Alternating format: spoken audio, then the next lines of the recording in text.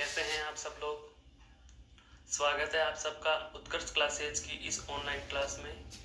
दोस्तों, आज हम बात कर रहे हैं पूर्व का चल रहा बिंदु, जो हिंदी भाषा में हम समास आरंभ कर चुके थे। कौन सा बिंदु आरंभ कर चुके थे? समास। और दोस्तों, आपको पता भी है, पूर्व की कक्षाओं में हम समास के प्रकार पढ़ना शुरू कर चुके हैं। समास के प्रकारों को पढ़ना शुरू कर चुके हैं। और समास के प्रकारों में बात की जाए तो देखो, सबसे पहले हम पूर्व की कक्षा में कौन से समास के बारे में जान चुके हैं? अव्ययी भाव के बारे में। किसके बारे में जान चुके हैं? अव्ययी भाव समास के बारे में। अव्ययी भाव समास के बाद हम दूसरा समास पढ़ चुके हैं, कर्मधारय समास। कौन सा पढ़ चुके हैं? कर्मधारय समास।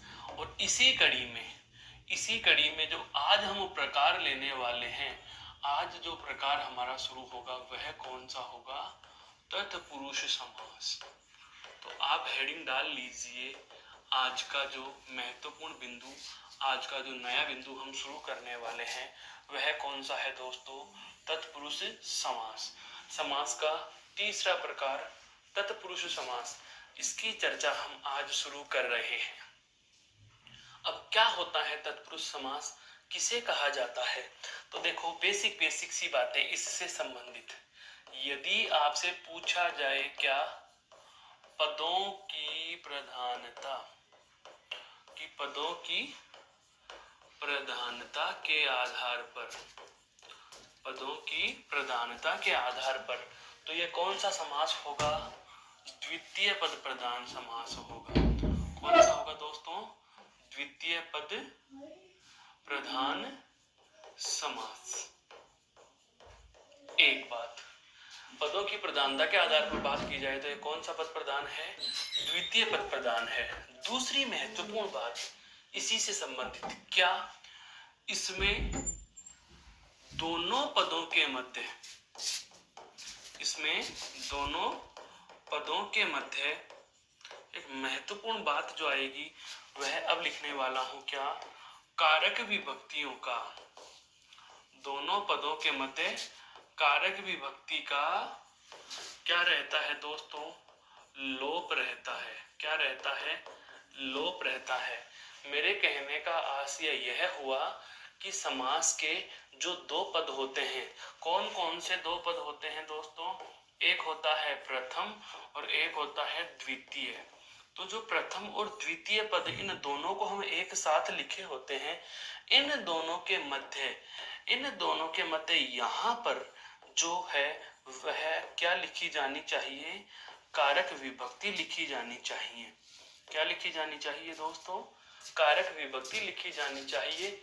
लेकिन इस समास में क्या होता है, इन दोनों के मध्य लिखी हुई इस कारक विभक्ति का ही क्या रहता है? लोप रहता है। क्या रहता है? लोप रहता है। तो कहने का आशय यह हुआ कि जब हम सामासिक पद का तत्पुरुष समास में, कहने का मतलब जब इस समास में हम समस्त पद का सामासिक विग्रह करेंगे। क्या करेंगे दोस्तों? सामासिक विग्रह करते हैं या समास विग्रह करते हैं। तो समास विग्रह करते समय क्या करेंगे? विभक्ति पुनः लिख दी जाएगी। विभक्ति को पुनः लिख दिया जाता है। बहुत अच्छे से जानो इसको, विभक्ति को पुनः लिख दिया जाता है।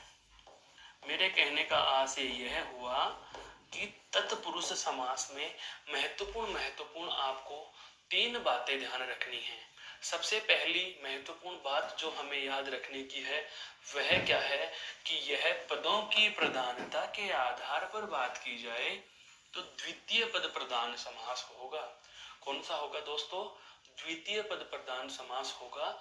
कहने का मतलब यह हुआ कि इसमें बाद वाले पद के अनुसार विभक्तियां होंगी। बाद वाला पद प्रधान होता है, बाद वाला पद मुख्य होता है। दूसरी बात आई, दोनों पदों के मध्य कारक विभक्ति का क्या रहता है? लोप रहता है। तो जाहिर सी बात है, यदि कारक विभक्ति का लोप रहेगा तो जब हम समास विग्रह करेंगे तो विग्रह करते समय हम दोनों विभक्तियों के मध्य जो लुप्त कारक विभक्ति थी, दोनों विभक्तियों के मध्य जो लुप्त कारक विभक्ति है उसे पुनः लिख दिया जाता है, उसे वापस से लिख देंगे। यही हमें तत्पुरुष समास में करना है। तो तत्पुरुष समास में यह बात तो समझ में आई कि कारक विभक्ति का लोप रहता है, पर सवाल यह उठता है कि कौन सी कारक विभक्ति का लोप रहेगा। तो ध्यान दीजिए, हालांकि हम पूर्व की कक्षाओं में यह जान चुके हैं कि इस तत्पुरुष समास में 6 कारक विभक्तियों का लोप रहता है। कुल हिंदी में 8 कारक होते हैं, कर्ता से लेकर के संबोधन तक कुल कारकों की संख्या कितनी होती है? 8 होती है। लेकिन इन 8 में से हमें कितने काम में लेने हैं? केवल 6 ही काम में लेने हैं। कितने काम में लेने हैं? 6 ही काम में लेने हैं, अर्थात 6 कारक विभक्तियां ही हमें प्रयुक्त करनी होंगी। 6 कौन कौन सी करनी होंगी? तो दोस्तों मैं आपको बता देता हूं। कर्ता और संबोधन, अर्थात एक तो कौन सा? पहला कारक, और एक कौन सा? 8वां कारक। पहले और 8वें को छोड़कर मध्य के शेष रहे 6 कारक नामोल्लेख कर रहा हूं मैं। कौन कौन से हैं? सबसे पहले आ जाएगा कर्म, उसके बाद में आएगा आपका करण, फिर आएगा आपका संप्रदान कारक, फिर आएगा आपका अपादान कारक, उसके बाद आएगा संबंध कारक, और छठा आ जाएगा अधिकरण कारक। कौन सा आ जाएगा दोस्तों? अधिकरण कारक। अब ध्यान देना, पहला कारक तो कौन सा हो गया? कर्ता। कर्ता के बाद नंबर 2 पे कौन आ गया? कर्म। कर्म के बाद करण। करण के बाद संप्रदान। संप्रदान के बाद अपादान। अपादान के बाद संबंध। फिर आता है अधिकरण, और अंतिम कौन सा होता है? संबोधन। तो इन 8 कारकों में हम बात करें कि इन 8 कारकों में से जब भी तत्पुरुष समास के अनुसार किसी सामासिक पद का, समस्त पद का समास विग्रह हम करेंगे, तो पहला और आखिरी, ये पहला कारक है और ये 8वां कारक है। इन पहले और 8वें अर्थात आजू बाजू के प्रथम और लास्ट वाले 2 को छोड़कर के बीच में रहे ये जो 6 कारक होते हैं, इनमें से किसी न किसी कारक की विभक्ति को हम प्रयुक्त कर लेते हैं, और विग्रह करते समय इन कारकों की विभक्तियां प्रयुक्त की जाती हैं। इसी कारण इसे कारक तत्पुरुष भी कहा जाता है। क्या कहा जाता है? कारक तत्पुरुष भी कहा जाता है। कहने का मतलब यह हुआ कि तत्पुरुष समास में विग्रह करते समय दोनों पदों के मध्य कारक विभक्तियां लिखी जाती हैं, और कारक विभक्तियों का लोप रहने के कारण ही इसे कारक तत्पुरुष भी कहा जाता है। तो हम अब इसको व्यवस्थित तरीके से लिखने की कोशिश करें तो सबसे पहली बात क्या हो जाएगी? तत्पुरुष समास की परिभाषा। तो हेडिंग जो आपने डाल रखी है तत्पुरुष समास की, उसकी हम परिभाषा व्यवस्थित लिखेंगे। तो क्या लिखेंगे? जिस समस्त पद में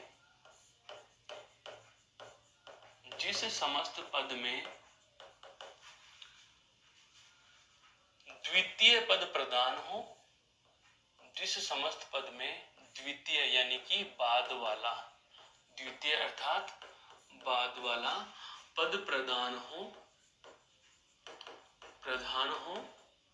तथा दोनों पदों के मध्य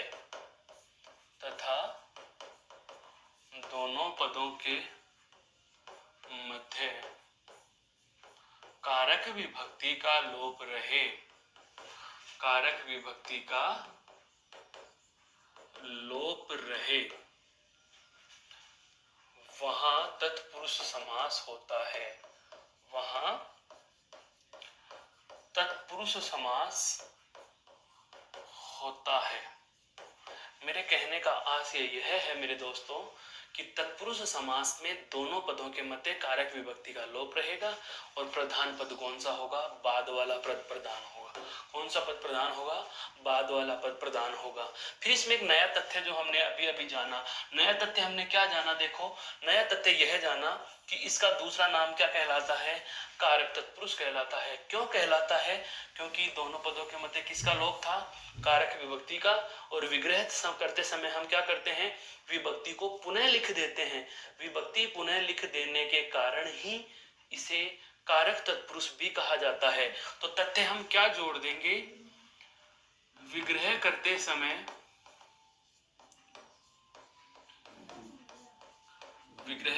समय कर्ता व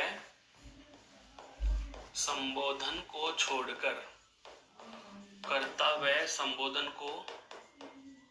छोड़कर शेष रहे 6 कारकों में से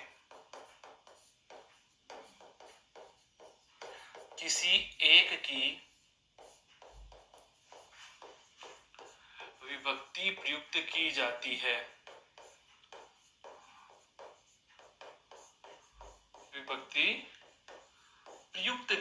है। दो बातें पता चल चुकी हैं बहुत अच्छी सी दोस्तों। अब इसी में एक तीसरी बात हम और जोड़ लेंगे, और वह क्या जोड़ेंगे? विभक्ति का लोप रहने के कारण ही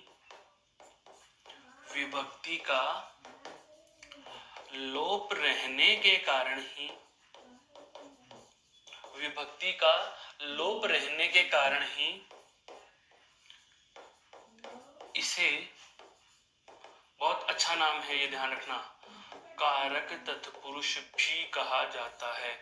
इसे कारक तत्पुरुष भी कहा जाता है। मेरे कहने का आशय यह है कि दोनों पदों के मध्य कारक विभक्तियों का लोप रहेगा, और विग्रह करते समय हम क्या करेंगे?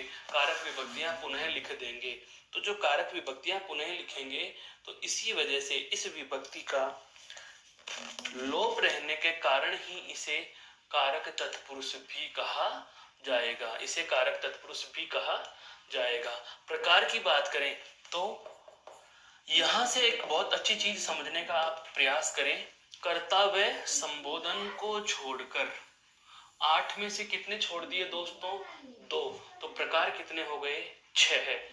तो हम यह कह सकते हैं कि इसके 6 भेद होते हैं। कितने भेद होते हैं दोस्तों? 6 भेद होते हैं। अर्थात कारकों के आधार पर ही हम क्या करेंगे? इसके 6 भेद कर लेंगे। कुल 8 थे, 8 में से 2 कम हो गए, कर्ता कम हो गया, संबोधन कम हो गया। तो कर्ता और संबोधन को छोड़ करके ये जो नाम है, ये 6 नाम हैं, ये 6 के 6 ही क्या हो जाएंगे? इसके प्रकार हो जाएंगे। तो इसके कितने भेद होते हैं दोस्तों? तो आपसे पूछे तो जवाब आपका होगा कि इसके कितने भेद होते हैं? 6 भेद होते हैं। एक बार आप इसे गौर से देख लीजिए, फिर हम चलते हैं इसके 6 प्रकारों को एक एक करके पढ़ना आरंभ करेंगे।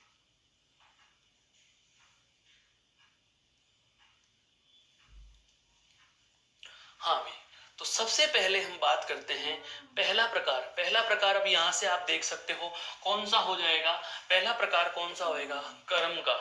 पहला प्रकार कौन से कारक का होगा? कर्म कारक का होगा। जैसे हम बात करें पहले प्रकार की, तो कारक का नाम क्या है? कर्म कारक। और पद कौन सा समास रहे हैं? तत्पुरुष समास। तो पूरा नाम क्या हो गया? तत्पुरुष समास का जो पहला प्रकार है वह क्या आ गया?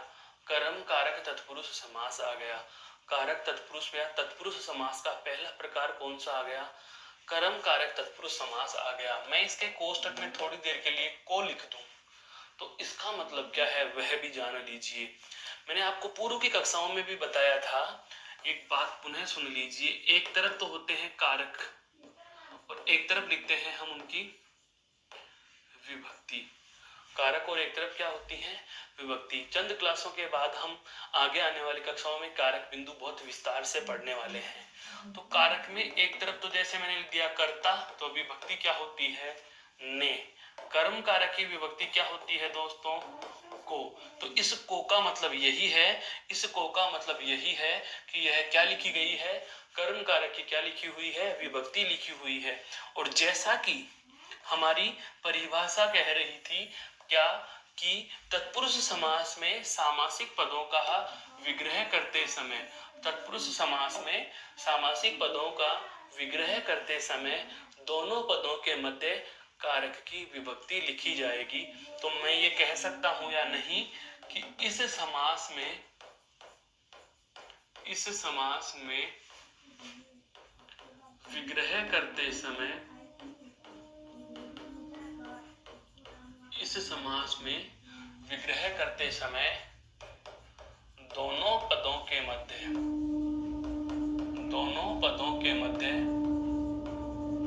कौन सा पद लिखा जाएगा दोस्तों? दोनों पदों के मध्य को विभक्ति, दोनों पदों के मध्य को विभक्ति का प्रयोग होगा। को विभक्ति का प्रयोग होगा। समझ में आया मेरा कहने का आशय क्या है? कोष्टक में को क्यों लिखा था? क्योंकि हमारे पास जो भी दो पद प्राप्त होंगे, प्रथम पद और दूसरा पद हमें जो प्राप्त होगा, उन दोनों के मध्य हम विग्रह में क्या लिख देंगे? केवल को लिख देंगे। जैसे शब्द आता है, उदाहरण की बात करें हम, जैसे मैं लिखूं नेत्र सुखद। अब हमारे पास शब्द आ गया नेत्र सुखद। एक पद है नेत्र, दूसरा है क्या? सुखद। और समास का विग्रह क्या क्या कह रहा है? इस समास में विग्रह करते समय दोनों पदों के मध्य क्या लिखा जाएगा दोस्तों? को लिखा जाएगा। क्या लिखा जाएगा? को लिखा जाएगा। तो बताइए मैं ऐसे लिख सकता हूं कि नहीं? नेत्रों को सुखद, नेत्रों को सुखद। सुखद का मतलब क्या होता है दोस्तों? सुख देने वाला, सुख देने वाला। देखो सुख में आगे लगा हुआ है दे प्रत्यय। दो प्रत्यय होते हैं, यह आपको अतिरिक्त जानकारी दे देता हूं। एक तो जय और एक दे। ये किसी भी शब्द के आगे यदि जोड़ दिए जाएं तो ध्यान रखना, जय जहां भी जुड़ा होता है, जय का अर्थ होता है जन्म लेने वाला, और दे का अर्थ होता है देने वाला। दे का अर्थ क्या होता है दोस्तों? देने वाला। उदाहरण समझिए, जैसे जल शब्द है हमारे पास, कौन सा है? जल। और जल के आगे हम लिख देंगे जय, तो शब्द क्या बन गया? जलज, अर्थात जल में जन्म लेने वाला। क्या होता है दोस्तों? कमल होता है। क्या होता है? कमल होता है। यदि ऐसे ही मैं जल शब्द के आगे दे प्रत्यय लगा देता हूं, तो दे का अर्थ क्या होता है? देने वाला, अर्थात जल देने वाला, जिसे आप बादल कहते हैं। तो ऐसे आप पर्यायवाची भी बना सकते हैं। हमारे पाठ्यक्रम में पर्यायवाची बिंदु दिया हुआ है, तो इस तरीके से भी आप यह बात समझ सकते हैं। पर्यायवाची कोई रटने और नियमों की कहानी नहीं। पर्यायवाची आप खुद पढ़ते हैं, स्वयं को तैयार करने पड़ते हैं। रोजाना के 10, 15, 20 जो भी हमारी क्षमता होती है, उसके अनुसार हम इनकी संख्या बढ़ाया घटा सकते हैं। तो यह बात आपके समझ में आ चुकी होगी। तो हम हमारे अब शब्द पर चल रहे हैं। तो हमारा शब्द क्या था? सामासिक पद क्या था? नेत्र सुखद, अर्थात नेत्रों को सुख देने वाला। जैसे आए शब्द आ गया वन गमन, तो विग्रह क्या हो जाएगा दोस्तों? वन और गमन, ये तो दोनों पद हैं, दोनों के मध्य क्या लिखना था? को। दोनों के मध्य क्या लिखना था? को लिखना था। जैसे कृष्णार्पण, तो कृष्ण को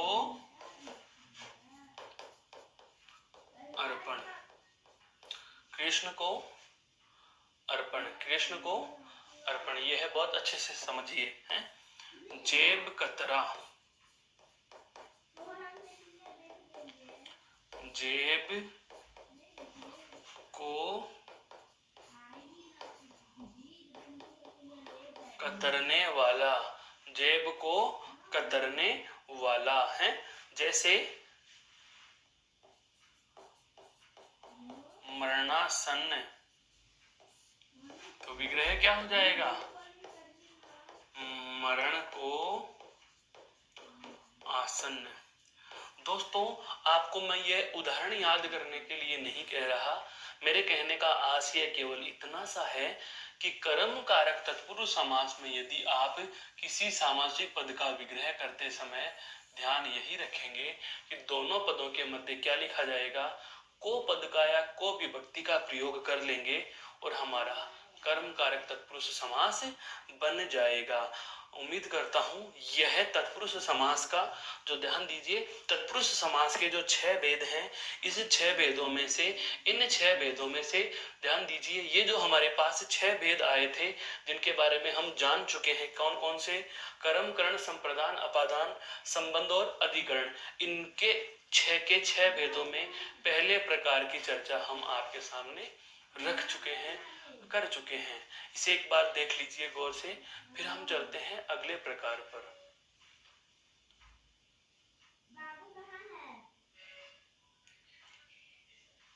दूसरे प्रकार की हम चर्चा करेंगे। कर्म कारक तत्पुरुष समास के बाद दूसरा प्रकार तत्पुरुष का भेद है। दोस्तों हम बात कर रहे हैं तत्पुरुष के भेदों की, हम बात किसकी कर रहे हैं, तत्पुरुष के भेदों की बात कर रहे हैं। तत्पुरुष के भेद की बात कर रहे हैं। और तत्पुरुष के भेद में ध्यान देना, दूसरा प्रकार में लिखने वाला हूं आपके समक्ष, वह है करण कारक तत्पुरुष समास। करण कारक तत्पुरुष समास, और इसके कोष्टक में लिखूंगा दोस्तों मैं से। क्या लिखूंगा, से। सवाल यह उठता है वही जो पूर्व में था, जो अभी अभी मैंने यहां भी किया कि को क्यों लिखा, तो यही लाइन पूरी की पूरी एज इट इज आएगी, को की जगह क्या लिख देंगे, से लिख देंगे। अर्थात इस समास में विग्रह करते समय दोनों पदों के मध्य कौन सी विभक्ति प्रयुक्त की जाएगी, से विभक्ति प्रयुक्त की जाएगी। बिल्कुल दोस्तों आपके जहन में आने वाले प्रश्न को मैं भांप चुका हूं, समझ चुका हूं। आप यह कह रहे हैं कि सर करण कारक की विभक्ति तो से होती है, कर्ता ने कर्म को करण से संप्रदान के लिए, और एक और कारक आता है कौन सा, अपादान, और अपादान की विभक्ति भी क्या होती है, से। इन दोनों में अंतर कैसे करेंगे, तो ध्यान रखना, यदि के द्वारा के अर्थ में अर्थात साधन या माध्यम के अर्थ में कर्ण का प्रयोग होगा विभक्ति से, और यदि दो संज्ञा या सर्वनामों में एक से दूसरे को अलग किया जाए या फिर तुलना का भाव होगा, और अलग करने या तुलना करने के भाव को अभिव्यक्त करने के लिए से विभक्ति का प्रयोग हो जाता है मेरे दोस्तों, तो वहां अपादान कारक होगा। याद कैसे करेंगे, तो याद करने के लिए देखो, ऐसे अलग, ऐसे अपादान, ऐसे ही कैसे कर्ण, कैसे के द्वारा, यानी कि से का प्रयोग के द्वारा के अर्थ में हो, से का प्रयोग माध्यम के अर्थ में हो, से का प्रयोग साधन के अर्थ में हो, तो के द्वारा, कै करण कारक। और यदि से का प्रयोग अलग करने के लिए होता है, अलग करने के अर्थ में होता है, तो उस स्थिति में आप कहेंगे अपादान कारक। अब आपका भ्रम दूर हो चुका है, तो हम इसका तथ्य लिख देंगे, और इसका तथ्य कुछ इस प्रकार से लिखा जाएगा, क्या कि इस समास में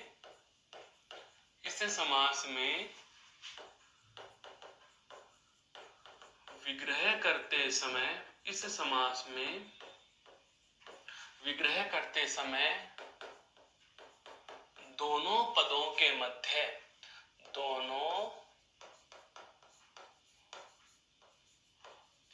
मध्य से, या आप लिख सकते हो के द्वारा विभक्ति का प्रयोग किया जाएगा, विभक्ति का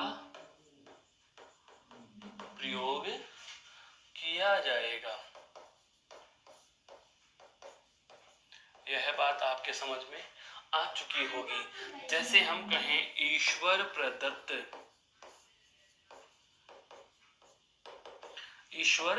प्रदत्त। हम उदाहरणों की बात कर रहे हैं दोस्तों, हम उदाहरणों की बात कर रहे हैं।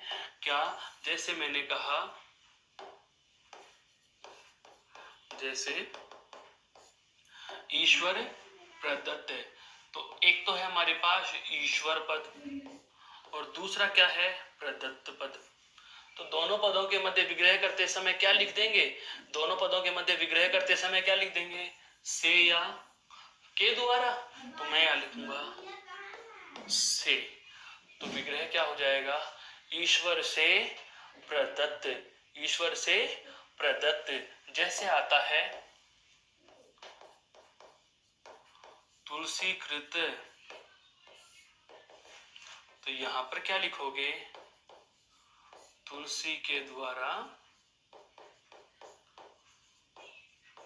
कृत। तुलसी के द्वारा कृत शब्द आ जाए रत्न जड़ित, विग्रह क्या हो जाएगा? रत्नों से जड़ित। शब्द आ जाए दयार्द्र, तो विग्रह क्या हो जाएगा दोस्तों? दया से आर्द्र। दया से आर्द्र। कहने का मतलब यह हुआ, कहने का आशय यह हुआ कि कर्ण कारक तत्पुरुष समास में दोनों पदों का विग्रह करते समय या समस्त पद का विग्रह करते समय दोनों के मध्य से या के द्वारा विभक्ति का हम प्रयोग कर लेंगे। यह आपका तत्पुरुष समास का दूसरा प्रकार था। यह आपके तत्पुरुष समास का कौन सा प्रकार था? दूसरा प्रकार था दोस्तों। इसे आप एक बार गौर से देख लीजिए, फिर हम चर्चा करेंगे अगले प्रकार पर।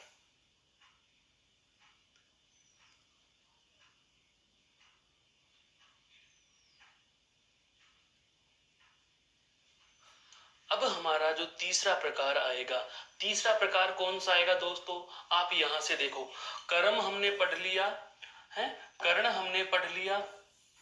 अब आएगा कौन सा? संप्रदान तत्पुरुष का। कौन सा आएगा? संप्रदान कारक का। तो दोस्तों हम बात करते हैं अब आगे, क्या? संप्रदान कारक तत्पुरुष समास। तो हमारा जो तीसरा प्रकार का समास है वह हो जाएगा संप्रदान कारक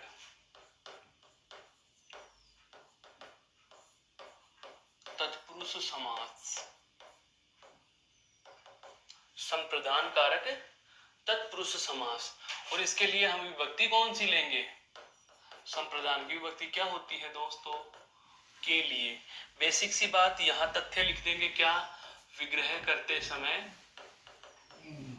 विग्रह के समय दोनों पदों के मध्य, दोनों पदों के मध्य के लिए, दोनों पदों के मध्य के लिए विभक्ति का प्रयोग किया जाएगा। दोनों पदों के मध्य के विभक्ति का प्रयोग, के लिए विभक्ति का प्रयोग किया जाएगा। यह महत्वपूर्ण तथ्य हमें ध्यान रखना था। संप्रदान कारक तत्पुरुष समास यही तो कह रहा है कि जहां भी संप्रदान कारक तत्पुरुष समास होगा तो संप्रदान कारक की विभक्ति क्या होती है? संप्रदान के लिए। अर्थात दोनों पदों के मध्य विग्रह करते समय हम कौन सा पद लिख देंगे? के लिए पद लिख देंगे। कौन सी विभक्ति लिख देंगे? के लिए विभक्ति लिख देंगे।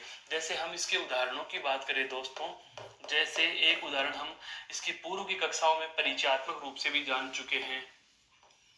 शब्द आता है हवन सामग्री, तो विग्रह क्या हो जाएगा दोस्तों? हवन के लिए सामग्री। हवन के लिए सामग्री हो जाएगा। जैसे शब्द आता है विद्यालय, शब्द क्या आता है? विद्यालय, तो आप क्या कह सकते हो? विद्या के लिए आलय। विद्या के लिए आलय। शब्द आता है जैसे रसोई घर, शब्द क्या आता है दोस्तों? रसोई घर, तो विग्रह क्या हो जाएगा? रसोई के लिए घर। क्या आ जाएगा? रसोई के लिए घर। क्या आ जाएगा? रसोई के लिए घर। शब्द आता है जैसे गुरु दक्षिणा। शब्द क्या आता है दोस्तों? गुरु दक्षिणा। तो विग्रह क्या हो जाएगा?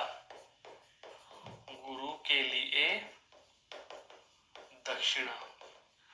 शब्द क्या आ जाएगा? गुरु के लिए दक्षिणा। मेरे कहने का आशय यह है, आप इन तीनों प्रकारों को पढ़ चुके। देखो, सबसे पहले मैंने कर्म कारक तत्पुरुष लिया, तो कर्म कारक तत्पुरुष में और कुछ नहीं, नई चीज। सबके मध्य हमने कौन सी विभक्ति का प्रयोग किया? को विभक्ति का प्रयोग किया। कौन सी विभक्ति का प्रयोग किया? को विभक्ति का प्रयोग किया। उसके बाद हमने जाना करण कारक तत्पुरुष। तो देखो, से या के द्वारा, से या के द्वारा विभक्ति का हम प्रयोग कर रहे हैं। ठीक उसी प्रकार से संप्रदान कारक में अभी अभी हमने देखा कि सब जगह हम कौन सी विभक्ति का प्रयोग कर रहे हैं? संप्रदान कारक की विभक्ति के लिए का प्रयोग हम यहाँ करते चले जा रहे हैं। कहने का आशय यह है कि आपको तत्पुरुष समास में ज्यादा दिमाग नहीं लगाना। हमारे पास दोनों पद दिए हुए होंगे, उनमें से आपको उनके मध्य इन 6 में से किसी एक कारक की विभक्ति का सही प्रयोग करना है और हमारे पद का समास विग्रह कर लेना है। यह बात बहुत सरल है, समझ में आ चुकी होगी दोस्तों। फिर मैं चलूंगा इसके अगले प्रकार पर। एक बार आप इसे गौर से देख लीजिए।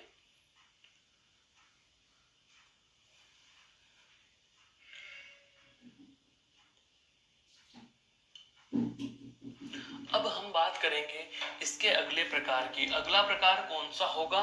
देखो, संप्रदान के बाद अगला प्रकार कौन सा आएगा दोस्तों? अपादान आएगा। कौन सा आएगा? अपादान आएगा। तो चलो हम अब बात करते हैं अपादान कारक की। तो अपादान कारक तत्पुरुष समास अर्थात हमारे समास का चौथा प्रकार, तत्पुरुष समास का चौथा प्रकार क्या हो जाएगा दोस्तों? अपादान कारक तत्पुरुष समास। अपादान कारक तत्पुरुष समास। अपादान, और अपादान में वही विभक्ति आएगी यहाँ, कौन सी? से। लेकिन से का प्रयोग किसके अर्थ में होगा दोस्तों? अलग या तुलना करने के संदर्भ में से विभक्ति का प्रयोग होता है। तो ए अर्थात अपादान, ए यानी अलग होना। यदि से विभक्ति का प्रयोग के द्वारा के अर्थ में होता है, यदि से विभक्ति का प्रयोग के द्वारा के अर्थ में होता है, माध्यम या साधन के अर्थ में होता है, तो उस स्थिति में आप क्या कह दोगे कि करण कारक है। लेकिन यदि से विभक्ति का प्रयोग अलग करने या तुलना करने के संदर्भ से होता है, तो आपका जवाब सदैव क्या होगा? क्या होगा? अपादान कारक होगा। और समास की बात करें तो अपादान कारक प्रकार किसका? तत्पुरुष का। तो जोड़ देंगे अपादान कारक तत्पुरुष समास। इसके हम तथ्य में लिख भी सकते हैं क्या कि विग्रह करते समय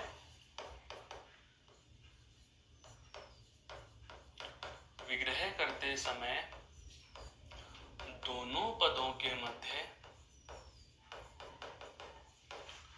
विग्रह करते समय दोनों पदों के मध्य से विभक्ति का प्रयोग किया जाएगा। से विभक्ति का प्रयोग किया जाएगा। दोनों पदों के मध्य विग्रह करते समय कौन सी विभक्ति का प्रयोग करेंगे दोस्तों?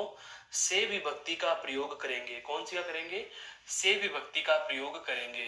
जैसे उदाहरण की बात करें, जैसे इसके उदाहरण होते हैं दोस्तों, जैसे मैं लिखूं पाप मुक्त,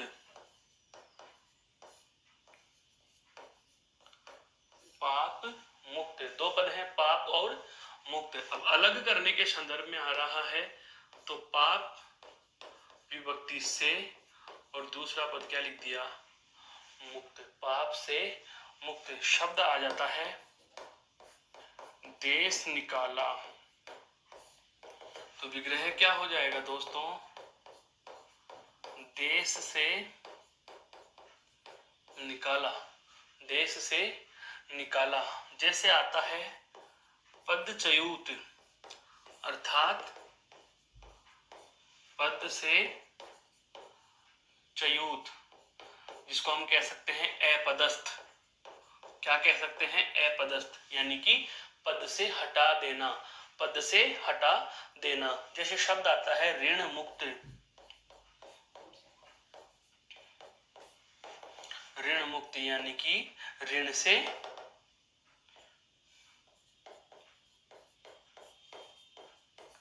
मुक्त, ऋण से मुक्त।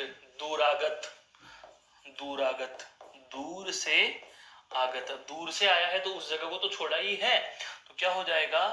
दूर से आगत। तो इन सभी में मैं पुनः कह रहा हूं, उदाहरण याद करने के बजाय हमें तथ्य को समझ में आ जाना चाहिए कि दोनों पदों के मध्य विग्रह करते समय इन सभी पदों में हमने से विभक्ति का प्रयोग किया है।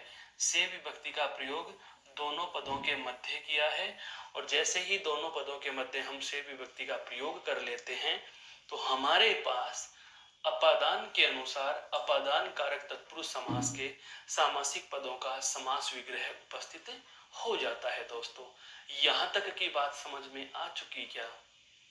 एक बार इसे गौर से देख लीजिए दोस्तों, फिर हम बात करते हैं इसी से संबंधित।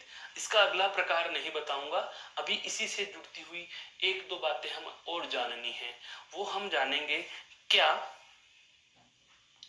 हम जब कारकों की बात करेंगे, सुनिए ध्यान से, जब हम कारकों की बात करेंगे तो कारकों में हर एक कारक के कुछ विशेष तथ्य हम पढ़ते हैं, हर एक कारक के विशेष तथ्य पढ़ते हैं। तो जब अपादान कारक के विशेष तथ्य पढ़े जाते हैं तो उसमें एक महत्वपूर्ण बात आती है, और वो महत्वपूर्ण बात कुछ इस प्रकार से होगी। क्या? कि ये विशेष बात बता रहा हूं जो आपको अतिरिक्त ध्यान रखनी है। क्या? कि भय के अर्थ वाले वाक्य, भय के अर्थ वाले वाक्य, अर्थात भय का जहां भी भाव हो, भय का जहां भी भाव होता है वहां भी अपादान कारक होता है। जैसे शब्द आ जाए अश्वभीत,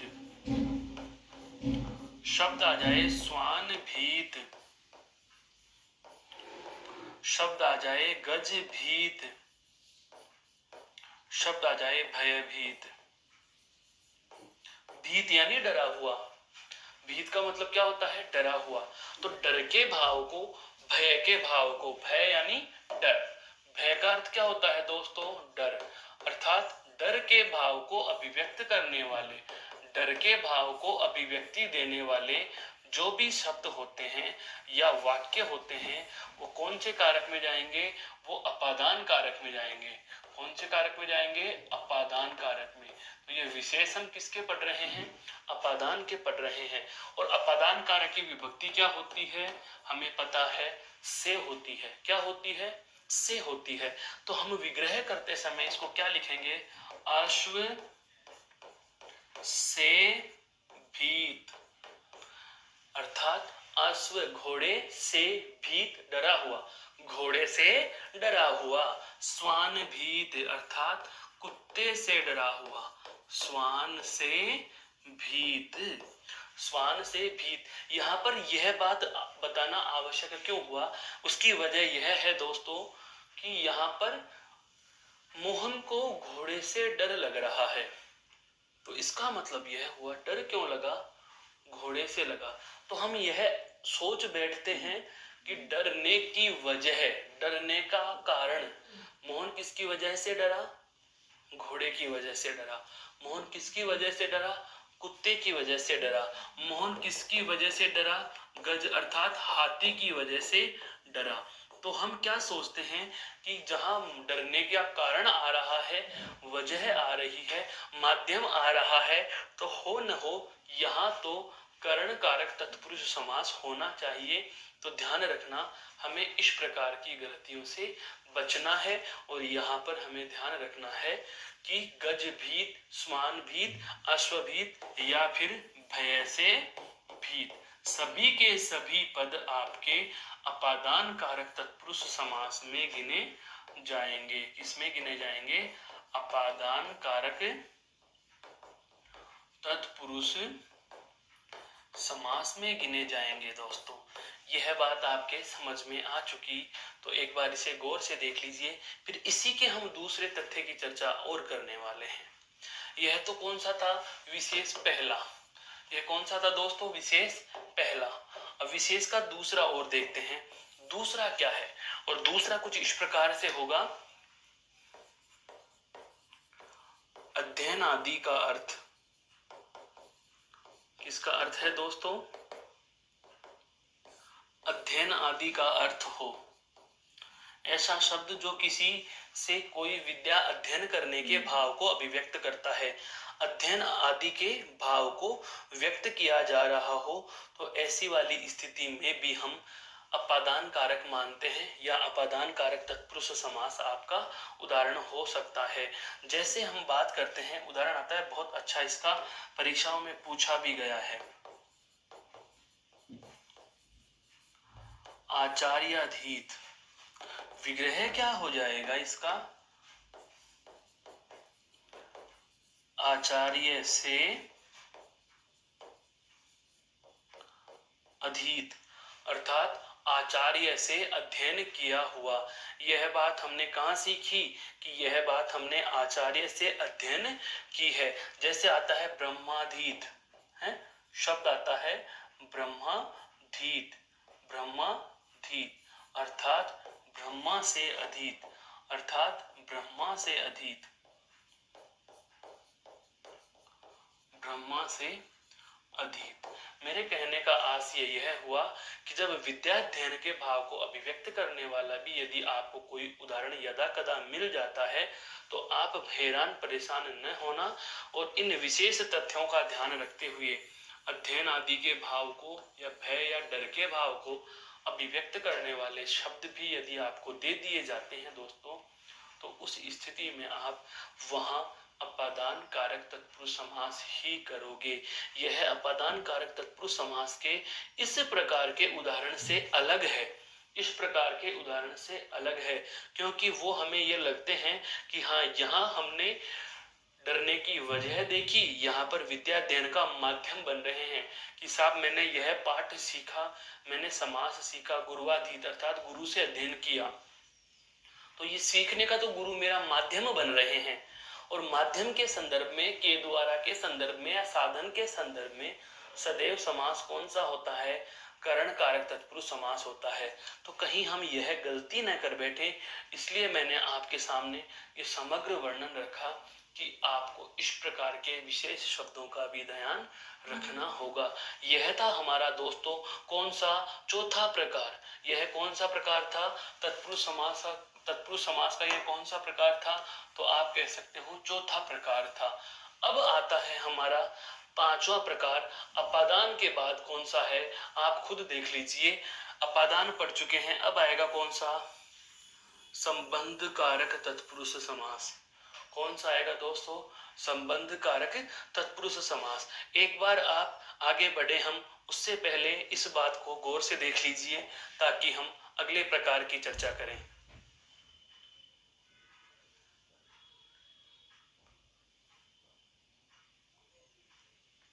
देखो, अब हम बात करते हैं अगले प्रकार की, जो पांचवें प्रकार के नाम से भी हम जानेंगे। क्या?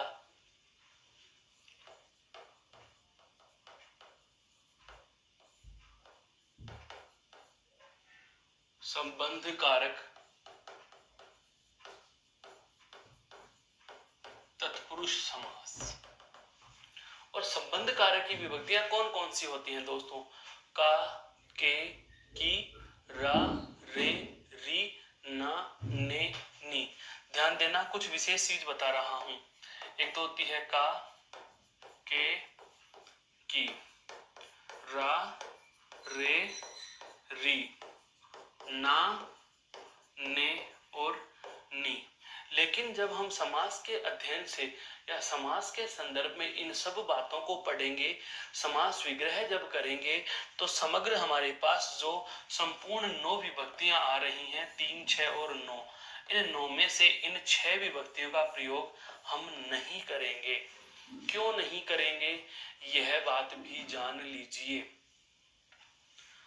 कोई भी कारक की विभक्ति क्यों न हो, किसी भी कारक की विभक्ति का यदि आपको वाक्य में प्रयोग करना है, किसी पद या शब्द के साथ प्रयोग करना है, तो सदैव याद रखने की बात है कि संज्ञा शब्द के साथ कारक विभक्ति स्वतंत्र या पृथक रूप में लिखी जाती है, अलग लिखी जाती है, और सर्वनाम शब्दों के साथ ये विभक्तियां जुड़कर लिखी जाती हैं। तो जो रा, रे, री और ना, ने, नी विभक्तियां हैं, वो सर्वनाम शब्दों के साथ जोड़कर लिखी जा सकने वाली विभक्तियां हैं। इनका प्रयोग हम संज्ञा शब्दों के साथ स्वतंत्र नहीं कर सकते। जैसे एक उदाहरण से समझो, मैंने लिखा मोहन का भाई, मैं का की जगह की भी लिख सकता हूँ, मोहन की बहन। मैं का की जगह के भी लिख सकता हूँ, मोहन के पिताजी, मोहन के पिताजी। लेकिन मैं ऐसे नहीं लिख सकता, मोहन रा भाई। भाषा ही बदल गई, हिंदी नहीं रही, क्षेत्रीय भाषा आ गई। मोहन रे पिताजी, मोहन री बहन, राजस्थानी भाषा बन रही है, मारवाड़ी भाषा बन रही है, हिंदी भाषा नहीं रह रही। बोलियों में चले जाते, मोहन ना भाई जुड़ता ही नहीं है। लेकिन हाँ, ने का प्रयोग हम अलग कर सकते हैं, जैसे मोहन ने। और यदि संज्ञा शब्द के साथ ने विभक्ति का प्रयोग स्वतंत्र रूप से कर दिया, बिना संबंध बताए कर दिया, तो ध्यान रखना दोस्तों, यहाँ पर कारक ही बदल जाएगा। ऐसी स्थिति में ये संबंध कारक नहीं बल्कि कर्ता कारक बन जाता है। कौन सा कारक बन जाता है? कर्ता कारक बन जाता है। कहने का आशय यह हुआ कि संबंध कारक में जब भी किसी समस्त पद का या सामासिक पद का तत्पुरुष समास के अनुसार हम समास विग्रह करते हैं, तो सदैव याद यही रखना है कि हमें दोनों पदों के मध्य केवल इन 3 विभक्तियों को ही प्रयोग में लेना है। का, के, की का ही प्रयोग हम कर सकते हैं। इनके अलावा किसी अन्य विभक्ति का कोई प्रयोग हम यहाँ नहीं कर सकते। तो हम इसके लिए यह विशेष बात लिख लेते हैं। और कैसे लिखेंगे? संबंध कारक तत्पुरुष समास, और विभक्तियों में कौन कौन सी आएंगी? का, के और की। तथ्य हम इस प्रकार से लिखेंगे कि इस समास में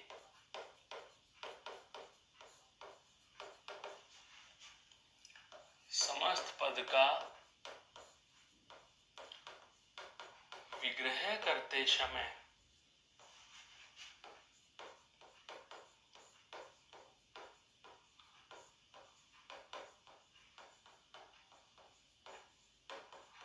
दोनों पदों के मध्य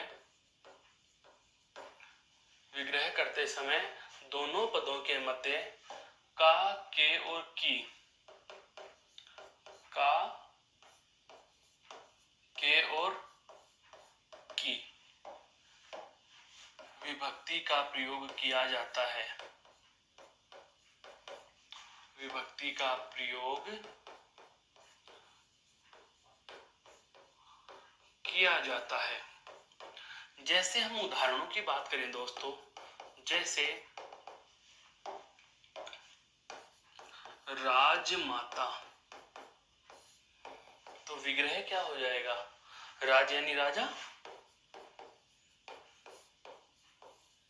की माता। यहां पर कौन सा पद उठा लिया हमने? की उठा लिया है। राज्य मंत्री, तो इसका क्या हो जाएगा?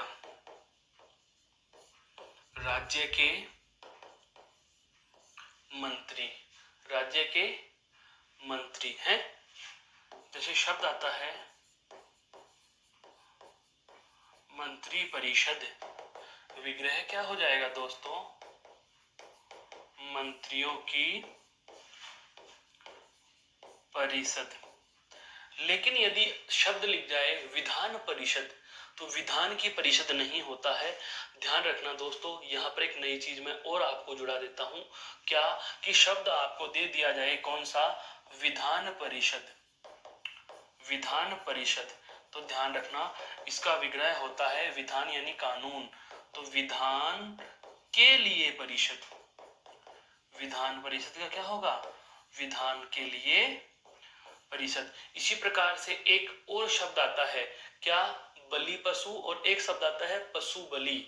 अगर आपको लिखा हुआ मिल रहा है बलि पशु, बलि पशु, तो विग्रह क्या करोगे, बलि के लिए पशु, बलि के लिए पशु।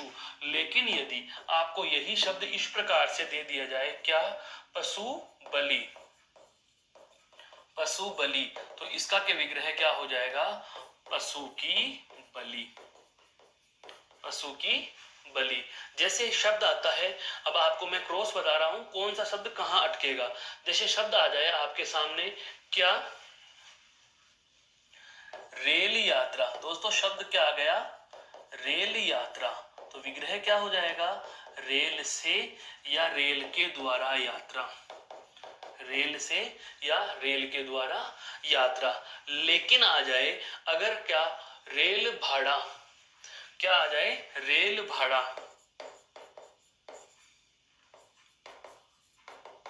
तो आप क्या लिखोगे, रेल के लिए भाड़ा, रेल के लिए भाड़ा, रेल के लिए भाड़ा। इस प्रकार से यह भी ध्यान रखना है कि कौन सा शब्द किस तरीके से सही जुड़ेगा।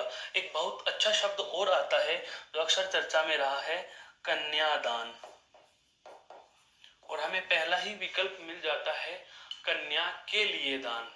लेकिन दोस्तों सदैव याद रखना, कन्यादान का समास विग्रह होता है कन्या का दान, कन्या के लिए नहीं होता, कन्या का दान होता है, कन्या के लिए नहीं होता, कन्या का दान होता है। जैसे आ जाए शांति दूत, तो विग्रह क्या हो जाएगा, शांति का दूत। शब्द आ जाए जलधारा, तो विग्रह क्या हो जाएगा, जल की धारा। विग्रह क्या हो जाएगा दोस्तों, जल की धारा। मेरे कहने का आशय यही हुआ कि आपको किसी भी प्रकार से किसी शब्द के विग्रह करते समय यह ध्यान रखना है कि कारक की विभक्ति कौन सी जुड़ रही है। जो कारक की विभक्ति जुड़ती है उसी के अनुसार आपको कारक के प्रकार के अनुसार समास को निश्चित कर लेना है। आशा करता हूं यह भी आपके समझ में आ गया होगा। इसे एक बार गौर से देख लीजिए ताकि हम तत्पुरुष समास के अंतिम और छठे प्रकार की चर्चा कर सके दोस्तों।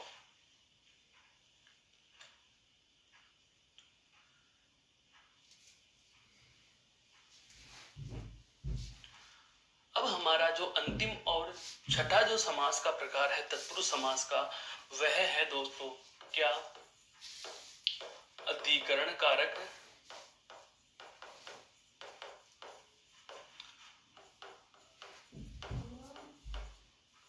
तत्पुरुष समास।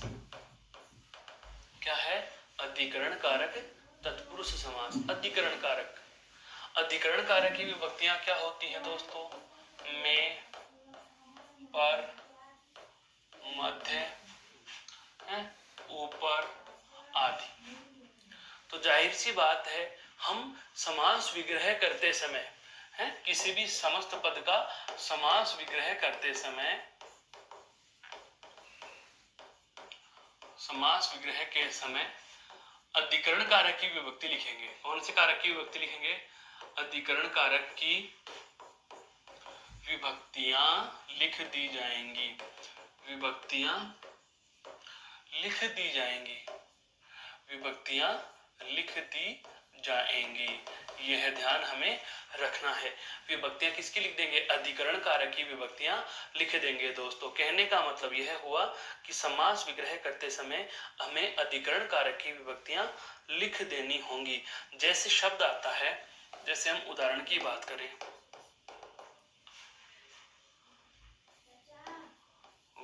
वास, वास यानी रहना, तो विग्रह क्या हो जाएगा, वन में वास, वन में वास। जीव दया अर्थात जीवों पर दया, जीवों पर दया, जीव दया क्या हो जाएगा, जीवों पर दया है। कवि पुंगव, कवि पुंगव, पुंगव का अर्थ होता है श्रेष्ठ, अर्थात कवियों में पुंगव है। ध्यान मग्न,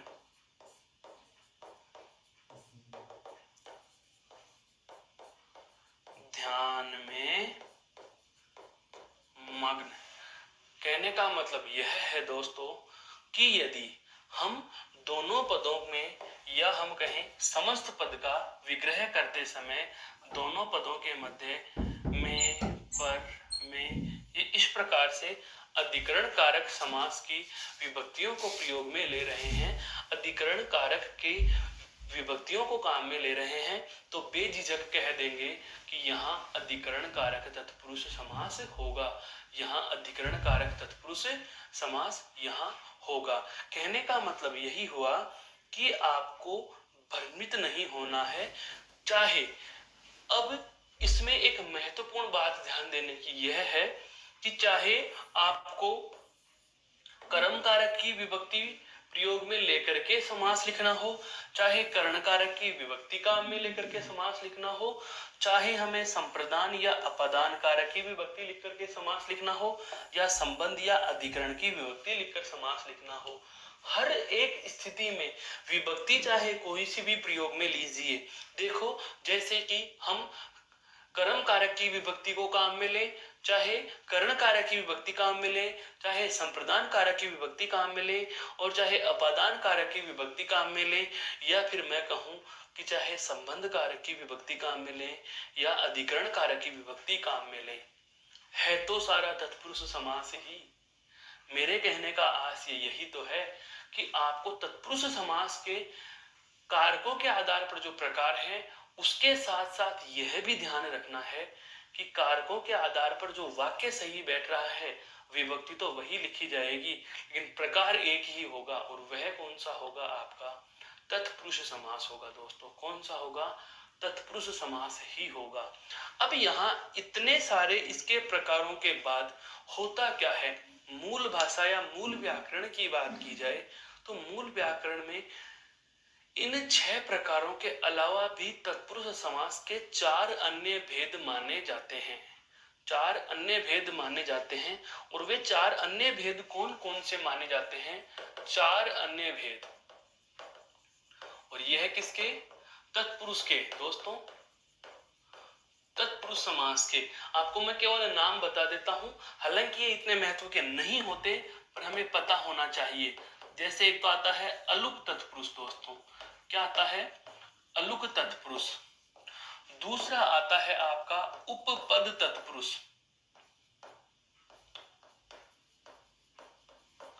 एक आता है दोस्तों नए तत्पुरुष, और अंतिम या चौथा जो आता है वह आता है लुप्त पद तत्पुरुष। क्या आता है, लुप्त पद तत्पुरुष। कहने का मतलब यह हुआ कि तत्पुरुष समास के जो हम 6 प्रकार पढ़ चुके हैं उनके अलावा 4 अन्य भेद और होते हैं, और इनकी हल्की हल्की पहचान की बात की जाए तो आपको मैं मास्टर क्लू दे रहा हूं, कैसे पहचानोगे। अलुक तत्पुरुष का मतलब तो होगा कि कारकों वाले उदाहरण, जो कारकों में हमने उदाहरण पढ़े हैं, यदि उनमें से कोई सा भी उदाहरण दे लेकिन विकल्प यहां से बनते हैं तो कहां आएगा, अलुक में आएगा। कौन से में आएगा, अलुक में आएगा। जैसे थानेदार, विग्रह क्या हो जाएगा, थाने का दार, तो संबंध कारक की विभक्ति लिख दी तो संबंध कारक का उदाहरण है, संबंध कारक तत्पुरुष का उदाहरण है, लेकिन हमें विकल्प इन 4 में से मिले तो कौन से में लिखेंगे आप, अलुक में लिखेंगे। उपपद में होता है दोस्तों प्रत्यय लगा हुआ पद। क्या होता है दोस्तों, प्रत्यय लगा हुआ पद होता है, प्रत्यय लगा हुआ पद, जैसे खग, क्या होता है, जैसे खग है, जैसे सर्वज्ञ, सर्व प्लस ज्ञ, ख प्लस ज्ञ, खग में गमन अर्थात आकाश में गमन करने वाला, सब कुछ जानने वाला, राजनीतिज्ञ है, राजनीतिज्ञ, राजनीतिज्ञ।